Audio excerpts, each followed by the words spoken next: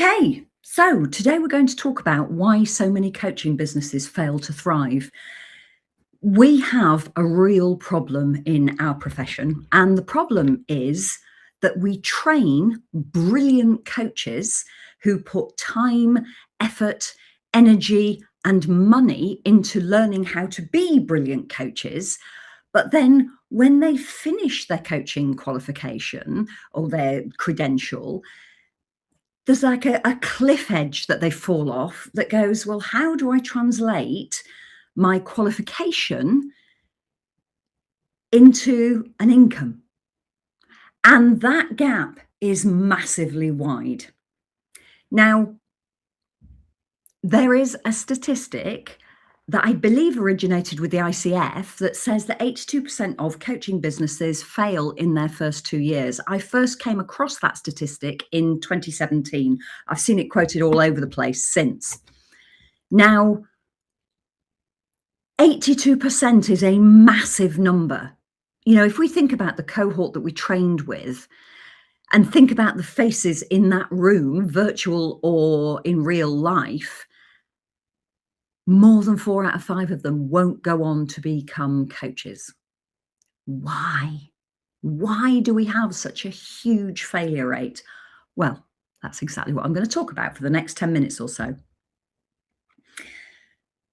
Coach training schools are really, really, really good at teaching us to be fantastic coaches. I have yet to come across a coach training school that does as good a job at teaching coaches how to build coaching businesses. Now, I'm not saying they don't exist. What I'm saying is I haven't come across them. I have seen lots of stuff that our clients have shown us from their coach training provider where they've said, well, this is what I learned, and it's very light touch, or it's kind of a bolt on that's been added afterwards, or it's just plain wrong.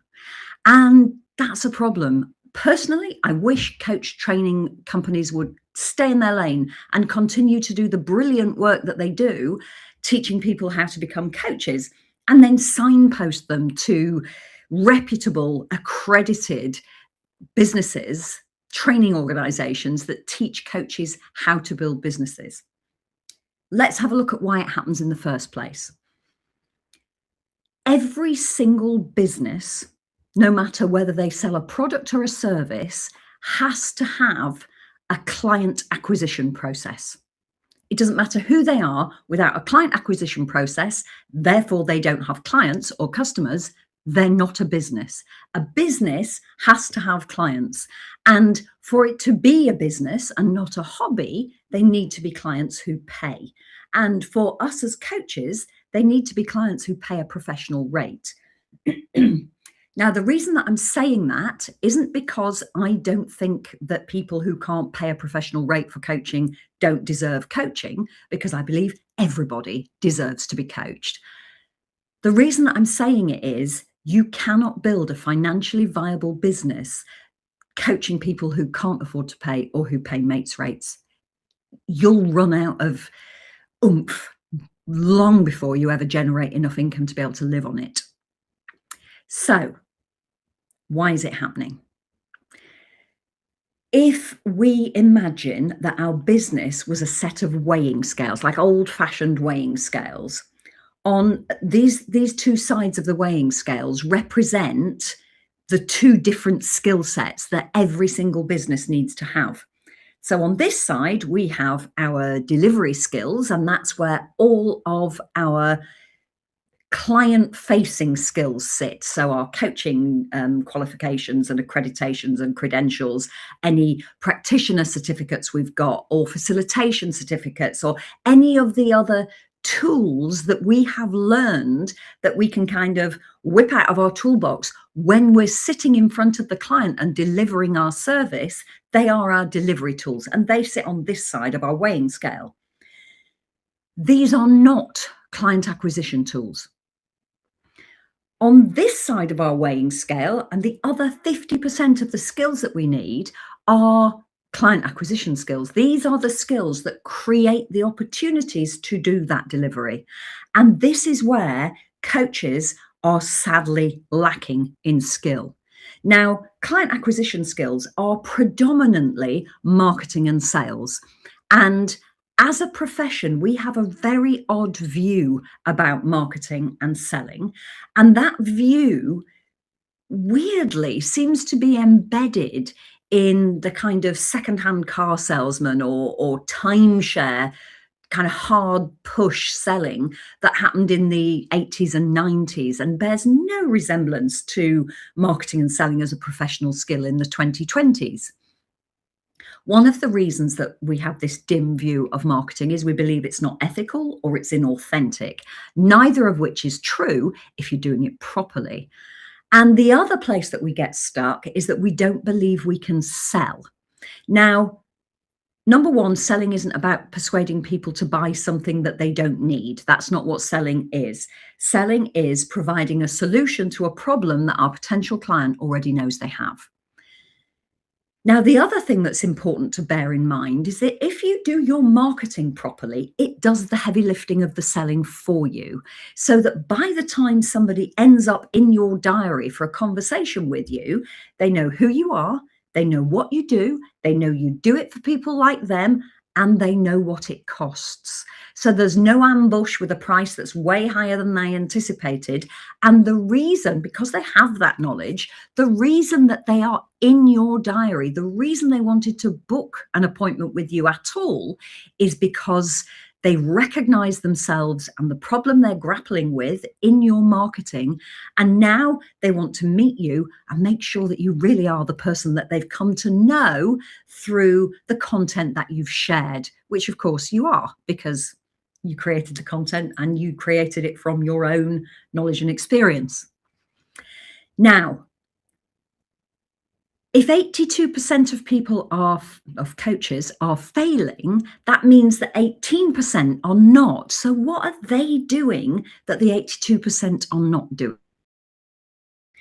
Well, if 18%, it breaks down into, some of them will be internal coaches. So they've done their they've done their coach training and then gone back to work as an internal coach. Some of them will be coaches who get all of their work via associate companies. So basically they're coaching other people's clients and being paid for it. Some of that will be with private companies, small associate companies, and some of that will be with the platforms, BetterUp, Lyra, Ezra, Coach Hub, etc. But that's associate work. And the third kind are the coaches who've gone out and found their own clients and they've done it really easily. So what are they doing that the rest of us aren't? What they have, which the rest of us do not, is monetizable credibility. Now, what do I mean by that? Those few coaches, in terms of percentage, already have a network of people who know, like, and trust them. And those people are the network that they've built up, usually over a stellar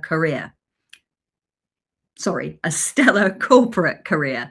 And so once they've done their coach training, they can go back to their network, basically open their little black book and say, hey, would you like to have a coffee? I'm now a coach. And the people that they're talking to, who tend to be the upper echelons of corporate, that's who their network consists of, already know what our kind of coaching is, which the vast majority of the population does not. They already know, like, and trust the coach, and they are in a position to commission coaching either for themselves or for their team at corporate rates. Now, for the coach with monetizable credibility, first and foremost, I'm not saying they don't work hard. That's not what I'm saying at all. What I am saying is they have a privilege which they usually don't recognize. They are starting from a different place than the majority. So the privilege that they have gives them access to these upper echelons and these potential coaching contracts that the rest of us don't have. Now, our coach training organizations, and also a very famous book that talks about how to How to Build a Coaching Business says that all you need to do is have good conversations. Now, this coach with monetizable credibility goes out and has good conversations and comes back and said, well, I just had a good conversation and now I've got a 40, 50, 60,000 pound coaching contract out of it. And our coach training organizations can, not every single one, by the way, but they hold them up as an example of, you see, you just need to go and have good conversations. Now, that doesn't work for those of us who don't have that network or that little black book. So what do we do? And what's so special about the 2 years? So when I first heard the statistic that 82% of coaching businesses fail in the first 2 years, what I imagined was happening was that everything was going swimmingly and then it all fell to bits like a Jenga tower around the 23, 24 month mark. And I could not get my head around why that was happening. What was so significant about the 2-year mark? And it turns out it's nothing to do with everything going swimmingly and then it all falling apart. The truth about the 2-year mark is that's as long as we can sustain trying everything we can think of before we everything we can think of to find paying clients before we run out of time, energy, momentum, and potentially money. And we just say, do you know what? The coaching profession's saturated. This isn't going to work and I'm out of here. And that's a real shame because it isn't saturated. Let me explain what I mean by it not being saturated. There are an awful lot more coaches now than there were before the pandemic. I think there was something like a 70+% uplift in the number of people who took the opportunity of the downtime to train as coaches. And I believe the figure is more than 120,000 now, and that's just from the ICF. So all the other accrediting bodies and all the other training organisations who are not affiliated with the ICF, there's more there as well. So there are a lot of coaches. Now, I don't believe that the market can be saturated until everybody who can benefit from coaching has benefited from coaching, and clearly that's not the case. So what's going on? One of the problems that we have as coaches that other professional service providers do not have is that nobody knows what we do, but they think they know and they're wrong. That's actually a massive barrier to our success. So let me kind of explain how that's come about. Back when Thomas Leonard first came up with this thing that he was doing and he didn't have a word for, my version of what happened, this could be completely wrong, but this is kind of how I imagine it happened, is that he was trying to figure out how to describe this thing that he developed to help his financial services client. And he kind of said, it's like sports coaching, but for your life, it's life coaching. So he borrowed a word that had an existing meaning to shortcut people's understanding. Now, if we roll on to 2026, coaching has developed and matured enormously since then, but we still have the word coach as our job title. Now, the problem with that word is that people already know what it means. It means somebody who is going to share their knowledge and experience with you to help you improve in a specific area. Sports coach, horse riding coach, driving coach. Apparently, some people call driving instructors driving coaches. And that's not what we do. And so if somebody says, what do you do? And you say, oh, I'm a coach, then the response is often, well, what do you coach on? And, oh, no, not that kind of coach. Oh, really? What kind of coach? And then we disappear down a rabbit hole of trying to describe our coaching process and help the person that we're talking to understand how different it is from a transfer of knowledge and experience. And they're not interested. You must have had that conversation where people are just not interested. And it's so frustrating because we have a superpower that can transform somebody's life. And we can't help them to understand that we can do that for them. It's really frustrating.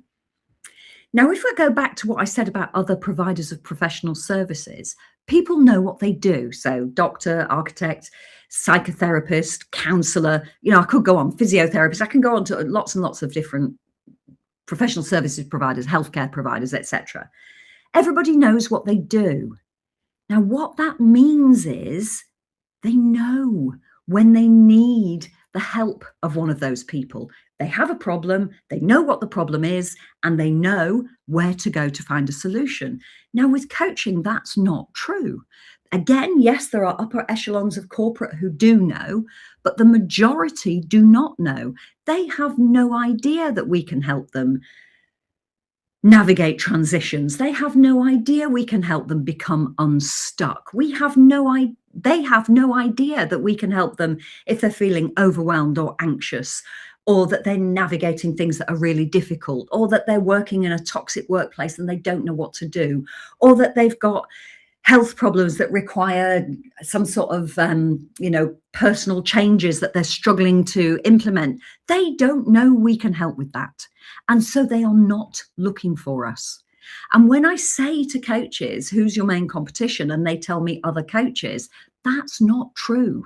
Our main competition is self-help books or podcasts or YouTube channels. It's lots of places where people are going to find a solution to the problem that they've got that's keeping them awake at night, that coaching can resolve, because they don't know to go and find a coach. They just don't know. Now, our job as coaches is to educate people about what coaching can help with. And so what we then do is we say, well, I can help anybody who's got goals to reach, or limiting beliefs they need to overcome, or if they're stuck, or if they're working through transition, and the problem with that kind of generic, let me explain all the different things that coaching can do, is that nobody cares and nobody can hear us. What do I mean by that?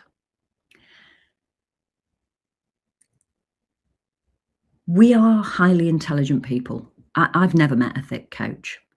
And the problem with being highly intelligent, honestly, I think it's really the only problem with being highly intelligent, is we think we can work things out on our own. We have spent a lifetime winging it, and things working when we do wing it.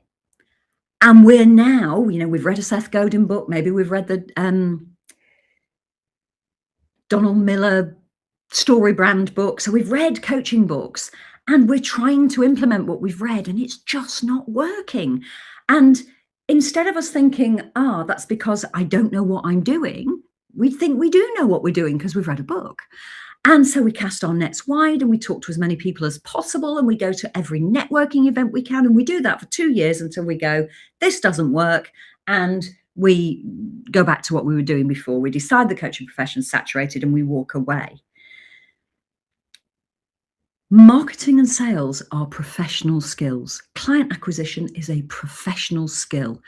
And it's one that most people have no idea how it works.